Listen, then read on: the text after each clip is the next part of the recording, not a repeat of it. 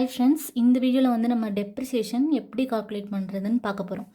First income tax ஆக்டை பொறுத்த வரைக்கும் நம்ம ஃபினான்ஷியல் அக்கௌண்டிங்கில் எப்படி போடுவோமோ அந்த டெப்ரிசியேஷனை விட என்டையர்லி டிஃப்ரெண்ட் தான் வந்து நம்ம இன்கம் டேக்ஸில் ஃபாலோ பண்ணுவோம். ஸோ இன்கம் டேக்ஸ் பர்பஸில் நம்ம என்ன பண்ணுறோம் அப்படின்னா, அசட்ஸை பிளாக் ஆஃப் அசட்ஸாக கேட்டகரைஸ் பண்ணுறோம். ஃபார் எக்ஸாம்பிள், ஒரு செட் ஆஃப் அசட்டை வந்து ஒரு பிளாக்ல நேம் பண்ணுறோம். அந்த பிளாக்ல வந்து சிமிலர் அசட் தான் இருக்கும். அட் தி சேம் டைம் எல்லாத்துக்குமே சேம் ரேட் ஆஃப் டெப்ரிசியேஷன் தான் சார்ஜ் பண்ணுவாங்க. ஸோ பிளாக் ஆஃப் அசட்டுங்கிறது ஒரு set of asset, group of அசட்டுன்னு சொல்லுவோம். அந்த செட்டில் வந்துட்டு பார்த்தீங்கன்னா சேம் நேச்சரில் உள்ள அசட் தான் இருக்கணும். ரெண்டு கண்டிஷன் வந்து சாட்டிஸ்ஃபை ஆகணும். அசட் வந்துட்டு சேம் நேச்சரில் இருக்கணும், இன்னொன்று ரேட் ஆஃப் டெப்ரிசியேஷனும் சேமாக இருக்கணும்னு சொல்கிறாங்க. ஃபார் எக்ஸாம்பிள், இப்போது ஒரு பிளாக் 1ன்னு எடுத்துட்டோன்னா இதில் வந்து ஃபர்னிச்சர் தான் நம்ம பிளேஸ் பண்ணுறோன்னா இதில் வேறு எதுவும் இப்போ பிளான்ட் அண்ட் மிஷினரி அப்படின்னு வந்துடக்கூடாது. ஓகே, ஒரு பிளாக்ல வந்து எல்லா அசட்டுமே சேம் நேச்சராக தான் இருக்கணும். இப்போ ஃபர்னிச்சர்னா ஃபர்னிச்சர் மட்டும்தான் இருக்கணும். At the same time rate of டெப்ரிசியேஷனும் சேமாக இருக்கணும். இப்போ 10%னா அந்த பிளாக்ல உள்ள எல்லா ஃபர்னிச்சருக்குமே 10%ஆக தான் இருக்கணும். ஒரு ஃபர்னிச்சர் மட்டும் 5%, 15% அப்படி ரேட்டில் வந்து எந்த ஒரு டிஃப்ரென்ஸ் இருக்கக்கூடாது. எல்லாத்துலேயுமே ரேட் சேமாக இருக்கணும். அப்போ தான் வந்து பிளாக் ஆஃப் அசட்னு சொல்லலாம். அதை பிளாக் ஆஃப் அசெட்டுங்கிற கான்செப்ட் ஏன் கொண்டு வந்தாங்கன்னு பார்த்தீங்கன்னா, ஃபினான்ஷியல் அக்கௌண்டிங்கில் நம்ம டெப்ரிசியேஷன் எப்படி கால்குலேட் பண்ணுவோம், மிஷினரி 1, மிஷினரி 2ன்னு எவ்வளோ மிஷினரி இருக்கோ செப்பரேட்டாக நம்ம வந்து டெப்ரிசியேஷன் கால்குலேட் பண்ணுவோம். ஆனால் இன்கம் டேக்ஸ் ஆக்டில் என்ன சொல்கிறாங்க, ஒரு மிஷினரி இல்லாட்டி ஒரு ஃபர்னிச்சர் அது வந்து சேம் நேச்சரில் இருக்குது, அது என்ன அசட்டாக வேணால் இருக்கலாம், பட் சேம் நேச்சரில் இருக்குது, சேம் ரேட் ஆஃப் டெப்ரிசியேஷனாக இருந்தால் அதை எல்லாத்தையுமே ஒரே பிளாக்கில் கொண்டு வந்துருங்க. ஸோ டோட்டலாக அந்த பிளாக்கில் எவ்வளோ இருக்கோ அதுக்கு டெப்ரிசியேஷன் சார்ஜ் பண்ணிக்கலாம்னு சொல்கிறாங்க. தனித்தனியாக பண்ண தேவையில்ல, பிளாக்ல எவ்வளோ அசட் இருக்கோ அதுக்கு நம்ம டெப்ரிசியேஷன் சார்ஜ் பண்ணிக்கலாம். அதனால தான் இந்த பிளாக் ஆஃப் அசட் கான்செப்ட் இருக்குது. தென் நம்ம புக்கில் வந்து நிறைய பிளாக் கொடுத்து அதுக்கு ஏற்ற மாதிரி பர்சன்டேஜ் கொடுத்துருக்காங்க depreciation.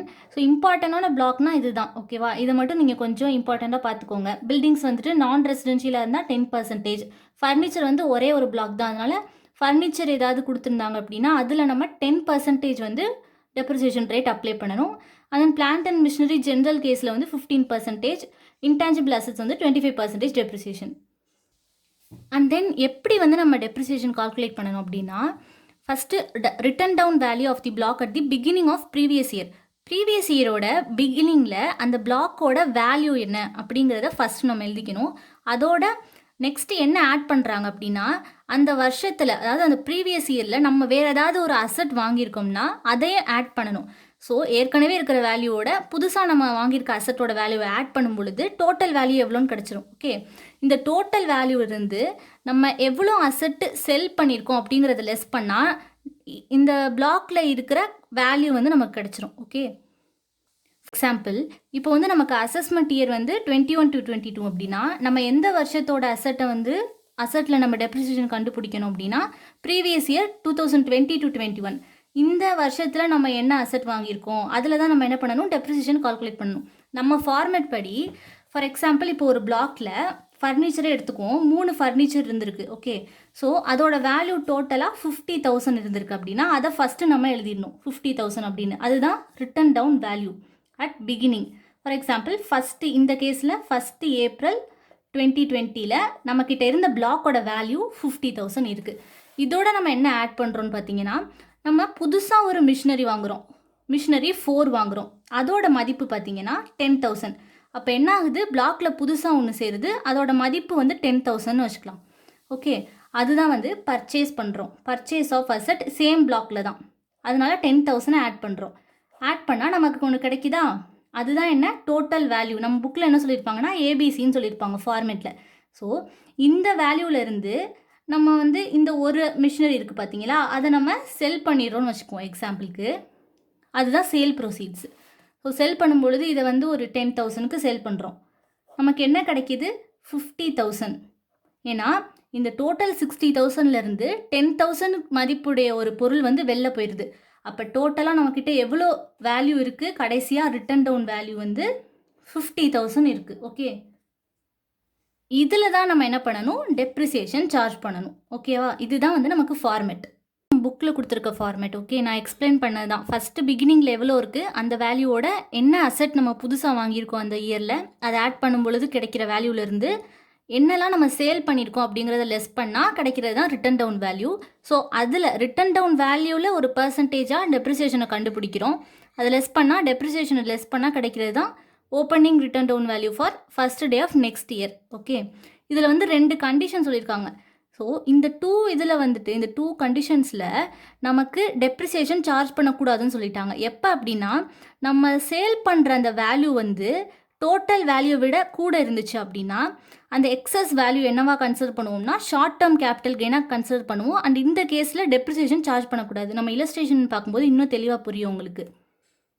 And then second case என்னன்னு பார்த்தீங்கன்னா இந்த ரிட்டன் டவுன் வேல்யூ பாசிட்டிவாக இருக்குது, ஆனால் பிளாக்ல எந்த அசட்டுமே இல்லை அப்படின்னாலும் நம்ம டெப்ரிசியேஷன் சார்ஜ் பண்ணக்கூடாது. ஓகே, இது ரெண்டுமே வந்து நம்ம இல்லஸ்ட்ரேஷன் 1 பார்க்கல இன்னும் தெளிவாக புரியும். அண்ட் தென் என்ன சொல்லியிருக்காங்க அப்படின்னா ஒரு அசட்டை நம்ம வந்து 180 டேஸ்க்கு கம்மியாக யூஸ் பண்ணியிருக்கோம் அப்படிங்கிற பொழுது ஃபுல் டெப்ரிசியேஷன் அலோவ் பண்ண மாட்டாங்க. Only half of the depreciation allowed அப்படின்னு சொல்லியிருக்காங்க. நம்ம வந்து இன்கம் டேக்ஸில் வந்து பார்த்திங்கன்னா டெப்ரிசியேஷன் கால்குலேட் பண்ணும் பொழுது எப்போவுமே பர்ச்சேஸ் டேட்டை நம்ம கன்சிடர் பண்ணவே கூடாது. புட் டு யூஸ் டேட்டு தான் வந்து நம்மளுக்கு முக்கியம் இன்கம் டேக்ஸ் ஆக்டில். ஸோ கொஷினில் ஜஸ்ட்டு பர்ச்சேஸ் டேட் மட்டும் கொடுத்தாங்கன்னா பிரச்சனை இல்லை, அதையே நம்ம என்ன பண்ணலாம் எடுத்துக்கலாம்.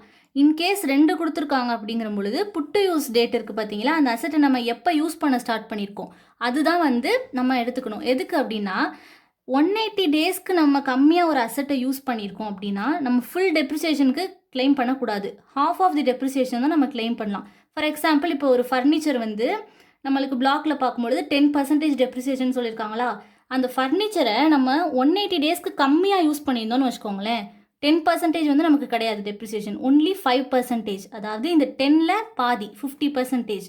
ஸோ 50% ஆஃப் 10% எவ்வளோ 5% தான் நமக்கு அலோவ் பண்ணுவாங்க. கட் ஆஃப் டேட் பார்த்தீங்கன்னா அக்டோபர் 4th இருந்து அக்டோபர் 4க்கு மேலே வந்து ஒரு அசட்டை நம்ம யூஸ் பண்ணியிருக்கோம் அப்படிங்கிற பொழுது அதை நம்ம கண்டிப்பாக லெஸ் தேன் 180 டேஸ் தான் யூஸ் பண்ணியிருப்போம். பிகாஸ் நமக்கு என்ன ஒரு ஃபினான்ஷியல் இயர் வந்து 1 ஏப்ரலில் இருந்து கரெக்டாக 1 ஏப்ரல்லேருந்து 31 மார்ச். ஸோ 4th அக்டோபர் நம்ம 4th அக்டோபருக்கு மேலே ஒரு அசட்டை யூஸ் பண்ணியிருக்கும் பொழுது லெஸ் தேன் 180 டேஸாக தான் இருக்கும். ஸோ அக்டோபருக்கு அப்புறம் November, December, John, Feb, March 5 months தான். ஸோ 180 டேஸ்க்கு கம்மியாக தானே யூஸ் பண்ணியிருப்போம். அந்த கேஸ்லலாம் வந்து 50% தான் நம்ம போடணும். ஓகே, அதாவது டேரெக்டாக 50% கிடையாது, நமக்கு கொடுத்துருக்க அந்த டெப்ரிசியேஷன் பர்சன்டேஜில் ஹாஃப் 50% போடணும். மோரோவர் நமக்கு வந்து எக்ஸாமில் இப்படி நியராலாம் கொடுக்க மாட்டாங்க. ஸோ அக்டோபருக்கு மேலே ஏதாவது மந்த் வந்திருக்கு அப்படின்னா நம்ம என்ன பண்ணணும், ஹாஃப்னு வச்சுக்கணும். அக்டோபருக்கு முன்னாடி உள்ள மந்த்து ஃபார் எக்ஸாம்பிள் இப்போ மே, ஜூன் இது மாதிரி இருந்துச்சு அப்படின்னா ஃபுல் டெப்ரிசியேஷன் அலோவ் பண்ணலாம். நம்ம புக்கில் வந்து இல்லஸ்ட்ரேஷன் 1 பார்க்க போகிறோம். என்ன சொல்லியிருக்காங்க அப்படின்னா மிஸ் அனிதா என்டர்பிரைசஸ் வந்து ஒரு ஃபர்னிச்சர் பிளாக் வச்சுருக்காங்க. அந்த பிளாக்ல வந்து 2 ஃபர்னிச்சர் இருக்குது, எக்ஸ் அண்ட் ஒய். ஸோ ஃபர்னிச்சர்னாலே நமக்கு தெரியும் 10%ன்னு அதை கொஷின்லேயே கொடுத்துட்டாங்க.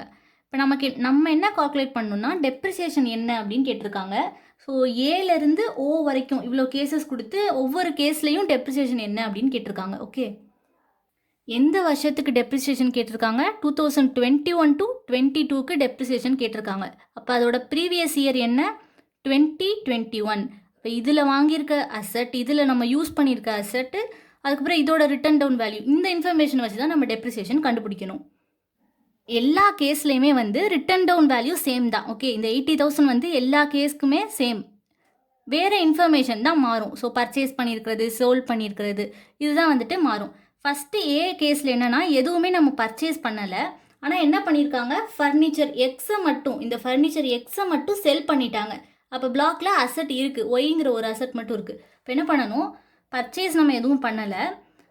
ஸோ இந்த வேல்யூ வந்து 80,000. சேல் பண்ணியிருக்கோம்னா சேல் பண்ணியிருக்கோம் எவ்வளோக்கு, 20,000 நம்ம சேல் பண்ணியிருக்கோம் ஆன் 1st May 2020. ஓகே, இந்த வருஷம் தான், அதாவது 20 to 21 தான் நம்ம சேல் பண்ணியிருக்கோம், அதனால் நம்ம எடுத்துக்கலாம். அப்போ ரிட்டன் டவுன் வேல்யூ இங்கே எவ்வளோ, 60,000 வருது. இப்போ இதில் தான் நம்ம என்ன பண்ணணும், இந்த 10%-ஐ இந்த ரிட்டன் டவுன் வேல்யூவில் தான் அப்ளை பண்ணி டெப்ரிசியேஷன் கண்டுபிடிக்கணும். ஸோ 6,000. கேஸ் பியில் பார்த்தீங்கன்னா அப்போயும் நம்ம என்ன பண்ணலை, பர்ச்சேஸ் எதுவுமே பண்ணலை. Furniture X sold for 1 lakh on 1/1/2021 சொல்லியிருக்காங்க.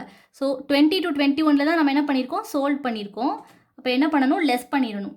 இங்கே பார்த்தீங்கன்னா 80,000 மதிப்புள்ள அந்த அசட்டை 1 lakhக்கு அவங்க விற்றுருக்காங்க. ஓகே, நம்ம என்ன பண்ணணும், இந்த 80,000 வரைக்கும் தான் நமக்கு என்ன பண்ணலாம், சேல் பண்ணலாம், இங்கே காமிக்கலாம்.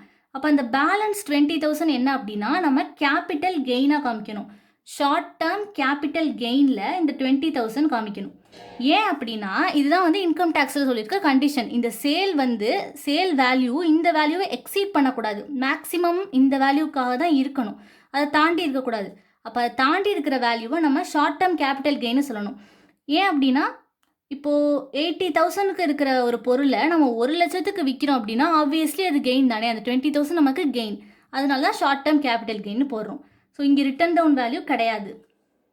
ரிட்டன் டவுன் வேல்யூ கிடையாதுன்னா டெப்ரிசியேஷனும் கிடையாது. நமக்கு ஒரு கேஸ் பார்த்தோம் கரெக்டாக, எப்போ வந்து இந்த சேல் ப்ரொசீடோட வேல்யூ இந்த வேல்யூவை எக்ஸீட் பண்ணுதோ, ஸோ இந்த 1 lakh இருக்குது பார்த்தீங்களா, இந்த 1 lakh இதை எக்ஸீட் பண்ணுதில்ல, அந்த கேஸில் டெப்ரிசியேஷன் வராது. அதுதான் வந்து எக்ஸாம்பிள் இந்த கேஸ் பி தான். கேஸ் சியில் என்ன சொல்கிறாங்கன்னா, furniture X sold for 1 lakh, furniture is purchased for 35,000 on 1/7/2020. இப்போ நம்ம சேல் பண்ணுறது எந்த டேட்டாக இருந்தாலும் நமக்கு கவலை இல்லை. பர்ச்சேஸ்னு வரும் பொழுது நம்ம புட் டு யூஸ் டேட் பார்க்கணும்னு சொன்னேன்னா, ஸோ இதில் வந்து பர்ச்சேஸ் டேட் மட்டும்தான் கொடுத்துருக்காங்க. அண்ட் இந்த டேட்டே நம்ம கன்சிடர் பண்ணிக்கலாம், பர்ச்சேஸ் டேட் மட்டும் கொடுத்துருந்தா. ஸோ நான் என்ன சொன்னேன், 4th October அண்ட் அபவ் இருந்தால் லெஸ் தேன் 180 டேஸ்னு அர்த்தம். அந்த கேஸில் மட்டும் ஹாஃப் தான் நம்ம சார்ஜ் பண்ணணும்னு சொன்னேன். இது 4th Octoberக்கு முன்னாடி இருக்குது, அப்போ இந்த கேஸ் வராது. 4th October தாண்டினா தான் இந்த 50%. அதுக்கு முன்னாடி என்ன டேட்டா இருந்தாலும் நம்ம ஃபுல் டெப்ரிசியேஷன் அலோவ் பண்ணிக்கலாம். இப்போது இந்த கேஸில் கேஸ் சியில் என்ன பண்ணியிருக்காங்க, பர்ச்சேஸ் பண்ணியிருக்காங்களா, அப்போ அது என்னது அடிஷன். ஸோ 80,000 + 35,000 நம்ம ஆட் பண்ணணும். ஸோ ஆட் பண்ணும் பொழுது 1,15,000 கிடைக்குது.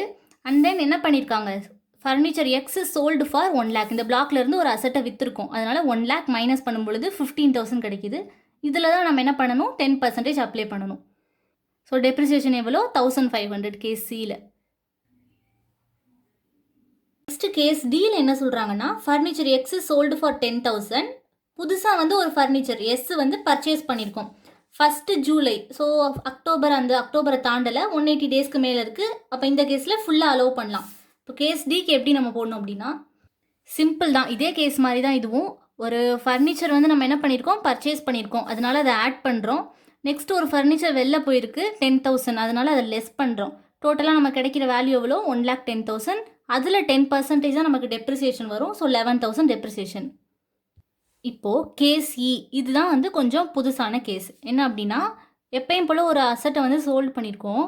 ஆனால் பர்ச்சேஸ் பண்ணியிருக்கிற அசட் எந்த டேட்டில் பர்ச்சேஸ் பண்ணியிருக்காங்கன்னு பார்த்தீங்கன்னா November 11.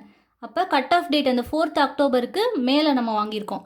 அப்போ என்ன பண்ணணும், இந்த ஃபர்னிச்சருக்கு மட்டும், இந்த 40,000க்கு மட்டும் நம்ம என்ன பண்ணணும், half the rate of depreciation தான் நம்ம சார்ஜ் பண்ணணும். எப்பயும் போல தான் 80,000 ப்ளஸ் நம்ம வந்து பர்ச்சேஸ் பண்ணியிருக்கிறதுனால ஆட் பண்ண போகிறோம் அதே அசட்டை. 1,20,000 வருதா. ஸோ இதுலேருந்து நம்ம என்ன பண்ணியிருக்கோம், ஒரு அசட்டை செல் பண்ணியிருக்கோமா 10,000. ஸோ 10,000க்கு செல் பண்ணியிருக்கோம், 1,10,000. இப்போ நம்ம என்ன பண்ணணும் அப்படின்னா, இந்த ஹோலுக்கும் நம்ம 10% நம்ம சார்ஜ் பண்ணக்கூடாது. ஏன், நம்ம புதுசாக வாங்கியிருக்க அசட் எப்போ வாங்கியிருக்கோம், 4th Octoberக்கு மேலே, which means less than 180 days தான் நம்ம யூஸ் பண்ணியிருப்போம் அந்த அசட்டை. அப்போது இந்த 1,10,000ல் 40,000 வந்து அந்த ஃபர்னிச்சர் எஸ் கரெக்டாக, இந்த 40,000. ஸோ இந்த 40,000க்கு மட்டும் நம்ம 10%ல் பாதி, அதாவது 5% தான் சார்ஜ் பண்ணணும். பேலன்ஸ் உள்ள அசட் ஏற்கனவே இருக்குது, ஓகே. அப்போ அதுக்கு மட்டும் நம்ம என்ன பண்ணலாம், 10% ஃபுல் டெப்ரிசியேஷன் சார்ஜ் பண்ணிக்கலாம். ஸோ 70,000ல் 10% எவ்வளோ, 7,000. 40,000ல் வந்து 5% எவ்வளோ, 2,000. ஸோ டோட்டலாக டெப்ரிசியேஷன் எவ்வளோ, 9,000 தான் இங்கே போடணும். ஸோ இந்த கான்செப்ட் மட்டும் கொஞ்சம் புரிஞ்சுக்கிட்டோம்னா நம்ம எல்லாமே போட்டுடலாம். அதாவது 180 டேஸ்க்கு மேலே போயிடுச்சு அப்படின்னா பிரச்சனை இல்லை, நம்ம ஃபுல்லாக கிளைம் பண்ணிக்கலாம். ஒரு அசட்டை நம்ம ஜஸ்ட்டு ஒரு 180 டேஸ்க்குள்ளே தான் நம்ம யூஸ் பண்ணியிருக்கோம், லெஸ் தேன் 180 டேஸ் தான் நம்ம யூஸ் பண்ணியிருக்கோம் அப்படிங்கிற பொழுது என்ன சொல்கிறாங்க, இன்கம் டேக்ஸ் ஆக்டில் நீங்கள் பாதி டெப்ரிசியேஷன் தான் கிளைம் பண்ணலான்னு சொல்கிறாங்க. அதனால தான் அந்த அசட்டுக்கு மட்டும் நம்ம பாதி டெப்ரிசியேஷன் கிளைம் பண்ணுறோம். கேஸ் எஃப்ல என்ன சொல்கிறாங்க அப்படின்னா, ஃபர்னிச்சர் எக்ஸை வந்து 2 lakhக்கு வந்து செல் பண்ணிட்டாங்களாம். அண்ட் தென் ஃபர்னிச்சர் எஸ் வந்து புதுசாக வாங்கியிருக்காங்க எப்போ, 11th Novemberல. ஸோ October 4க்கு மேலே இருக்குது. அப்போ என்ன, October 4க்கு மேலே நம்ம என்ன அசட்டை வாங்கியிருந்தாலும் லெஸ் தேன் 180 டேஸ் வந்துடும். அப்போ அதுக்கு வந்து half the depreciation தான் சார்ஜ் பண்ணணும். ஸோ 80,000 ப்ளஸ் நம்ம பர்ச்சேஸ் பண்ணியிருக்க அசட்டோட வேல்யூ எவ்வளோ 40,000. இப்போ ரெண்டையும் ஆட் பண்ணால் 1,20,000 வந்து டோட்டல் வேல்யூ இருக்குது. தென் என்ன சொல்கிறாங்க, ஃபர்னிச்சர் எக்ஸை வந்து 2 lakhக்கு செல் பண்ணியிருக்கோம். டோட்டல் வேல்யூவே வந்து 1,20,000 தான். ஆனால் நம்ம 2 lakhக்கு செல் பண்ணியிருக்கோம் அப்படிங்கிற பொழுது 80,000 நமக்கு என்னது short term capital gain. Okay, அதனால அதுக்கு நேராக நம்ம எழுதணும். 80,000 வந்து ஷார்ட் டேர்ம் கேபிட்டல் கெயின். 1,20,000 வரைக்கும் தான் நம்ம இந்த சேல் ப்ரொசீட்ஸில் காமிக்கலாம். இந்த டோட்டல் வேல்யூவை தாண்டிடக்கூடாது எப்போவுமே சேல் ப்ரொசீட்ஸ். ஓகே, அப்போ இங்கே என்னது WDV நில்லு. ஸோ இந்த கேஸில் வந்துட்டு டெப்ரிசியேஷனும் இருக்காது. அதுதான் கேஸ் எஃப். கேஸ் ஜியில் என்ன சொல்லியிருக்காங்க, both the furniture X and Y வந்து சோல்டு ஃபார் 10,000 அண்ட் 35,000. அப்போ அந்த பிளாக் லைனுமே அசட்டே இல்லை, ரெண்டையுமே வந்து செல் பண்ணிட்டாங்க. ஃபர்தராக பர்ச்சேஸும் எதுவும் பண்ணலை. இப்போ வேல்யூ இவ்வளோ 80,000. ரெண்டுத்தையும் எவ்வளோ ரூபாய்க்கு நம்ம வந்து சேல் பண்ணியிருக்கோம், 45,000க்கு சேல் பண்ணியிருக்கோம். ஓகே, அப்போ 45,000 லெஸ் பண்ணால் பேலன்ஸ் வந்து 35,000 தான் இருக்கும். இதில் நம்ம டெப்ரிசியேஷன் சார்ஜ் பண்ணக்கூடாது. ஏன், நம்ம வந்து ரெண்டு அசட்டையுமே என்ன பண்ணிட்டோம், செல் பண்ணிட்டோம். அப்போ பிளாக்ல வந்து அசட்டே இல்லை. பிளாக்ல அசட் இல்லை, ஆனால் WDV பாசிட்டிவாக இருக்குது. அப்படின்னாலும் நம்ம டெப்ரிசியேஷன் சார்ஜ் பண்ணக்கூடாது. அசட் இருந்தால் தான் டெப்ரிசியேஷன் சார்ஜ் பண்ணணும். ஹச்சில் என்ன சொல்கிறாங்க, கேஸ் ஹச்சில் அப்படின்னா எக்ஸ் அண்ட் ஒய்யை விற்றுட்டாங்க. பட் புதுசாக ஒரு ஃபர்னிச்சர் டீயை வந்து பர்ச்சேஸ் பண்ணியிருக்காங்க. எப்போ, ஜூலை 1. இப்போ என்ன பண்ணணும் அப்படின்னா, எப்பயும் போல் 80,000 ப்ளஸ் நம்ம வந்து பர்ச்சேஸ் பண்ணியிருக்கோம் 5,000க்கு. ஓகே, ஸோ ரெண்டே ஆட் பண்ணும் பொழுது 85,000.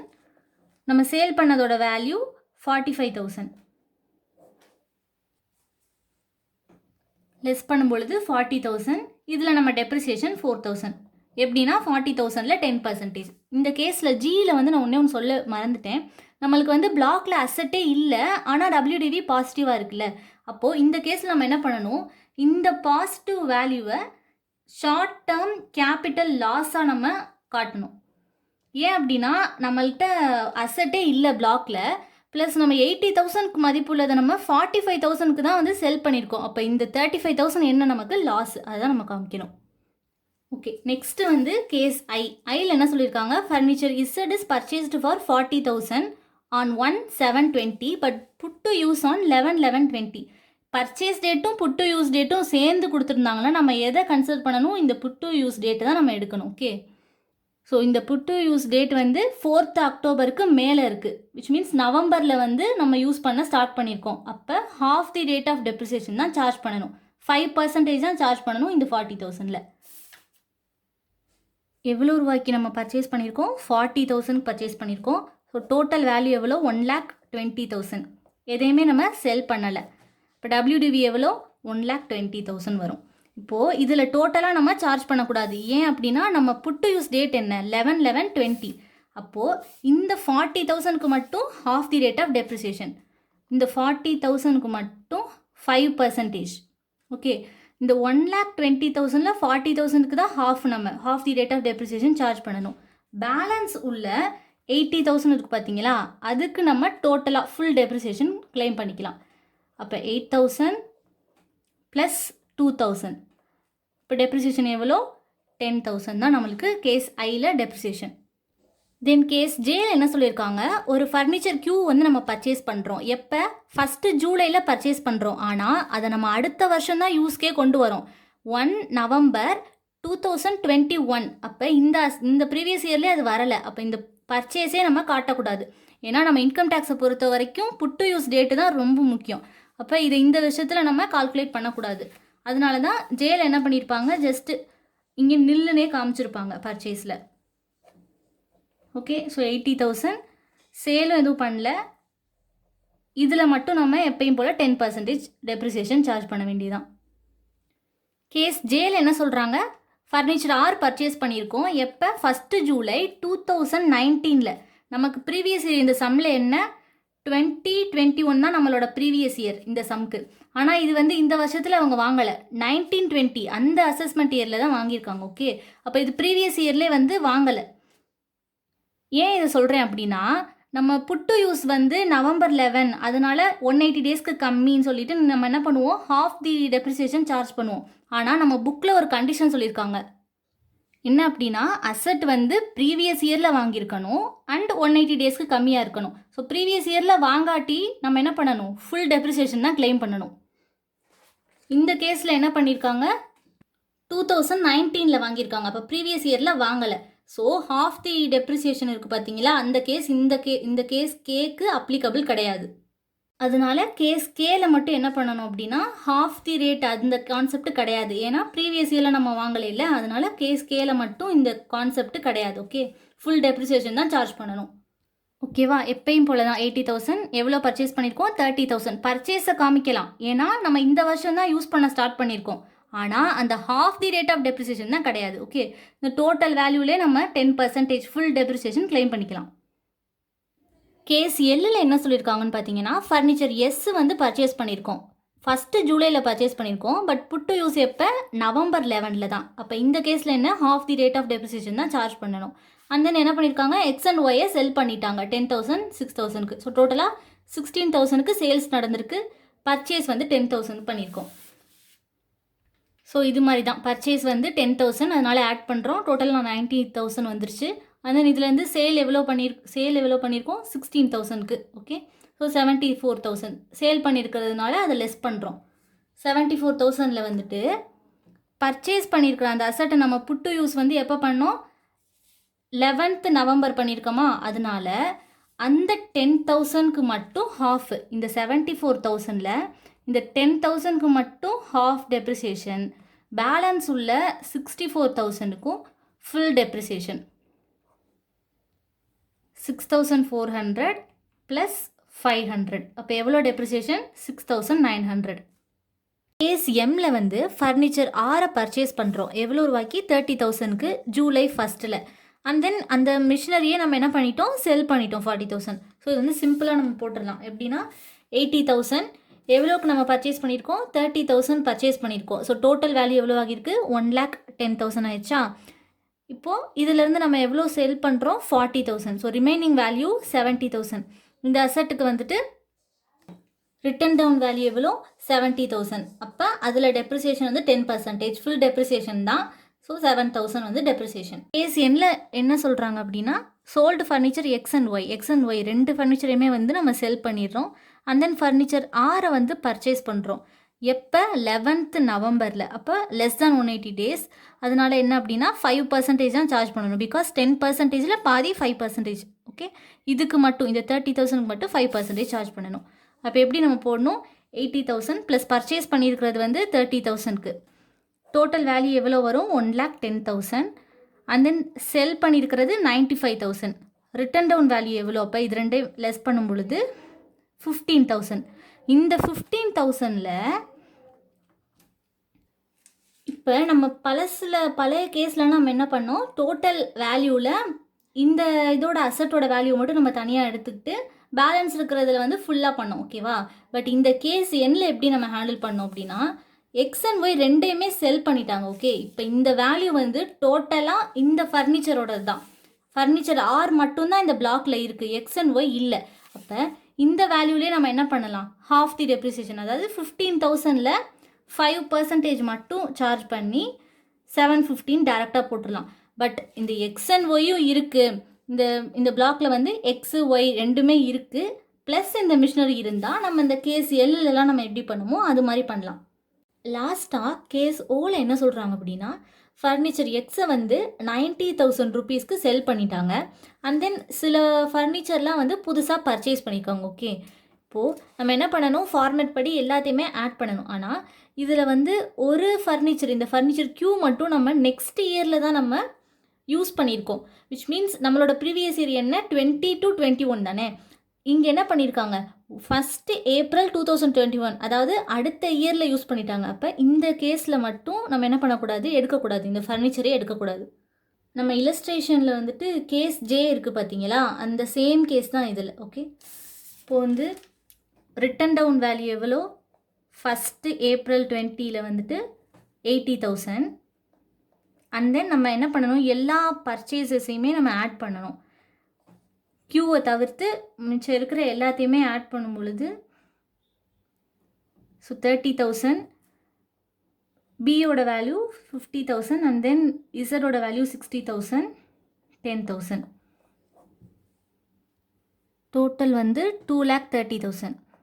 இதிலிருந்து நம்ம என்ன பண்ணுவோம், எப்பயும் சேல்ஸ் எவ்வளோ பண்ணுறோமோ அதை லெஸ் பண்ணுவோம். 90,000 சேல்ஸ் பண்ணியிருக்கோம். அப்போ ரிட்டன் டவுன் வேல்யூ எவ்வளோ, 1,40,000. இப்போது என்னென்ன ஃபர்னிச்சர்லாம் வந்துட்டு ஹாஃப் ரேட் ஆஃப் டெப்ரிசியேஷனுக்கு எலிஜிபிள்னு பார்க்க போகிறோம். ஓகே, ஃபஸ்ட்டு கண்டிஷன் என்ன, அது ப்ரீவியஸ் இயரில் நம்ம பர்ச்சேஸ் பண்ணியிருக்கணும். நம்மளோட ப்ரீவியஸ் இயர் இங்கே என்ன, 20 to 21. ஸோ இது ரெண்டுலேயுமே ப்ரீவியஸ் இயரில் தான் வாங்கியிருக்கோம். பட் இந்த 3 கேஸ்லையுமே ப்ரீவியஸ் இயரில் வாங்கலை. இது வந்து நம்ம எடுக்கவே கன்சிடர் பண்ணவே கூடாது. ஸோ இது ரெண்டுலேயுமே நம்ம என்ன பண்ணலை, ப்ரீவியஸ் இயரில் வாங்கலை, 2019 வாங்கியிருக்கோம். அப்போ இது ரெண்டுக்குமே கிடையாது. ஓகே, இதில் வந்து ஃபஸ்ட்டு கண்டிஷன் சாட்டிஸ்ஃபை ஆகிருச்சு, ப்ரீவியஸ் இயரில் வாங்கியிருக்கோம். இப்போது லெஸ் தேன் 180 days யூஸ் பண்ணியிருக்கோமான்னு பார்க்கணும். ஃபர்னிச்சர் ஏ வந்துட்டு October 4, 2020 மேலே வாங்கியிருக்கணும். ஓகேவா, அப்போ தான் 180 daysக்கு கம்மியாக இருக்கும். ஸோ ரெண்டு கேஸ்லேயுமே வந்து October 4க்கு மேலே தான் புட்டு யூஸ் வந்து ஆகியிருக்கு, அதாவது யூஸ் பண்ண நம்ம ஸ்டார்ட் பண்ணியிருக்கோம். அப்போ ரெண்டு கேஸ்லேயுமே வந்து எலிஜிபிள். அதாவது இந்த 30,000 இந்த 50,000 இது ரெண்டுமே வந்துட்டு ஹாஃப் ரேட் ஆஃப் டெப்ரிசியேஷன் தான் சார்ஜ் பண்ணணும். அப்போ இந்த 1,40,000ல் 80,000னா இந்த 50,000 + 30,000 இதில் 5%, பேலன்ஸ் இருக்கிற 60,000ல் 10%, விச் மீன்ஸ் 6,000 + 4,000. டெப்ரிசியேஷன் எவ்வளோ, 10,000. ஸோ அவ்வளோதான் இந்த சம். ஓகே, ஏதாச்சும் டவுட்னா கமெண்ட்ஸில் கேளுங்கள்.